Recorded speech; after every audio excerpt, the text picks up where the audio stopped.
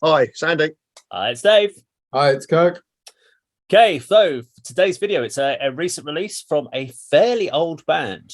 Now, I'm not going to say how old they are because I'm going to get it wrong.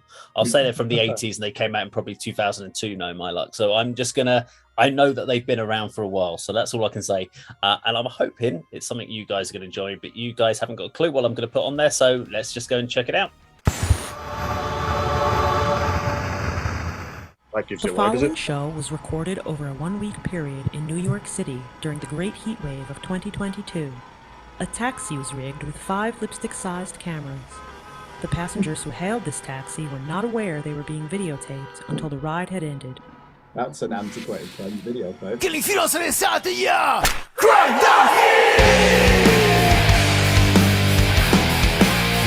Oh, yeah! Anti-black metal.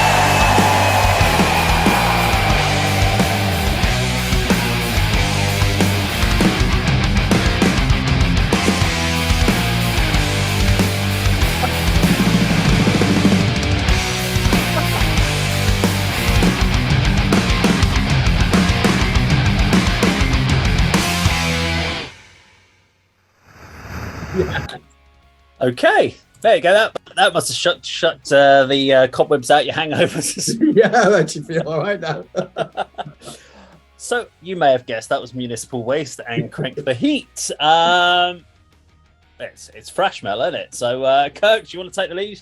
Well, the irony on that is, obviously, you could say Municipal Waste did more than any other band other than that Yorkshire band, Evil, to bring thrash back as a genre that's taken seriously again. And they did it by not taking themselves seriously. They are known as a party band, aren't they? They write songs about hangovers and eating pizza and downing beer cans. So that album that came off, I reviewed it this year. I give it a 7 out of 10. And today I'm actually publishing the Scream Blast Repeat Top 7 Thrash Metal Albums of 2022, and that gets an honourable mention. So I started my analysis with the word irony. The irony is that is just as much Madball as it is Megadeth, isn't it, and Metallica. There's a real crossover hardcore element to their music. So they're using a lot of these tongue-in-cheek thrash metal cliches, certainly in their imagery, and the almost like slapstick humor. But you could put that on the same stage as Madball, DRI, a lot of those crossover bands. You know, it starts with Suicidal Tendencies, doesn't it? That genre of music. So they are actually taking influences from a lot from hardcore as well. But the album that's from, fantastic. You know, if you just want a good 40 minutes of colossal riffing and nodding the caps to Megadeth and Metallica, not as much Slayer. I don't hear that much Slayer actually in the music. If anything, you hear Anthrax out of the big four in their music more than any of the other artists, don't you? But you can't really. If you like thrash metal, you're not going to dislike Municipal Waste. I think they are absolutely on the verge of having to take another hiatus, because when they go on tour, everyone expects them to behave like the content of the songs. And I think even I've heard a member of the band say, I don't want to see another beer for the rest of my life. That's kind of stuck with them now, isn't it? They have to get shit-faced when they're on tour and be partying, you know, with their Reebok pump white trainers on and the fucking, not spandex, I can't remember, like, you know, like just like the blue jeans and then the band t-shirts. They brought a lot of that back, didn't they? So salute Municipal Waste. Andy, what did you think? I guessed it was them when it said Waste Productions, then obviously the logo came up. One of these many bands that I've heard of, but not heard. Don't know much about them. I don't know. I just had it in my mind that with the name and sort of like the album covers I've seen, it's going to be sort of more sort of death metal and sort of more serious. But I've written down, are they known as a party band, and with the you know, the drinking and messing around sort of. I don't know. I just like my metal a little bit more serious than that, to be honest. I don't believe the caption at the beginning of the video that it was 5 cameras and the passengers didn't realise that was all shit. Yeah, that was all made up. Yeah, all stake. I mean, the guy with 5 joints lighting up in the back of the cab gave that away. As a reaction, it's not something I particularly like, but I thought that when we reviewed Tankard's album, which is another band of this ilk, which I've never heard before, and that turned out to be one of my favourite albums of 2022. So perhaps I need to give Municipal Waste a bit more of a chance. But as a first impression, first hearing, first reaction, just wasn't really my thing. But I can see the appeal. I bet you'd go to a show though, wouldn't you? Because you want them to play up to how we perceive them. You'd be like, I've got to go Municipal Waste in town. I want to have a beer with them. I think that's what in a live environment, I'm sure it's an absolute killer show. You know, whether you just watch from the wings or get involved in the pit and the stage dive, which I'm sure happens. But yeah, I need to give them a bit more airplay. Yeah, I mean, I would agree with pretty much everyone. That's what you guys have said. It was a really fun track. It was a fun video. It's basic party thrash from the 80s for me. Sounded like Anthrax in that sort of ilk of what I remember of the early Anthrax sort of stuff, maybe like the first couple of albums where they were doing things like Bring the Noise and stuff like that, and just that kind of ilk of kind of thrash band. The Anthrax reference, Dave, I mean, I used to, you know, I liked early Anthrax, but I didn't like when they done the sort of novelty tracks, right?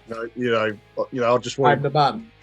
Yeah, all that stuff, and Bring the Noise, you know, the sort of rap crossover. But yeah, I agree with you, Kirk, the hardcore crossover as well. I just like a little bit more serious, you know. So can I use some Lancashire dialect, man? So what we would say in Lancashire, if someone was playing it, we say, "Stop acting goat." Stop acting goat, right? Yeah, you don't say that. It's like, "Stop acting goat, lad." Thrashing about, is that what you're saying? Prattling about. I think they're definitely about. I would say that they are a band that you'd want to go and watch live. It feels like it's definitely a live environment rather than a listen to and put your headphones on and immerse yourself in it and feel that this is something you just want to go out and watch with a beer in your hand, on the floor, watching them on stage, and just let yourself have a bit of fun for a night. Just disconnect yourself for an hour or so and just have a laugh. And then worry about your seriousness on your headphones on the way home. Like put the Walls of Avalon on and go, right now I can immerse myself. It's that's how they came across me. But I thought it was fun for what it is. It's not gonna change the world as far as amazing new songwriting, but it's a fun track. That's how I think I'll take it. And my sentiment when I reviewed it is basically what you said. It isn't going to change the world. They don't want to change the world. They basically love 80s thrash metal, don't they? And they brought it back, so I'm respectful of that. I just think that they're stuck in a stereotype now, aren't they, which they can't really get out of. And I'll just repeat, the three of us, if they were playing London or Cambridge, Peterborough, wherever, we'd be going to that show, wouldn't we? It's like, oh, Municipal Waste, let's go and get shit-faced. You would. You would, as long as they had a serious metal band on the bill as well, probably.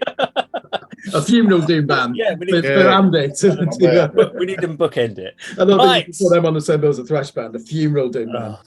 Well, that was our reaction to Municipal Waste and Crank the Heat. If you like the video, please do subscribe, click the bell icon, like and share, and we'll see you on another video sometime very soon. Take care.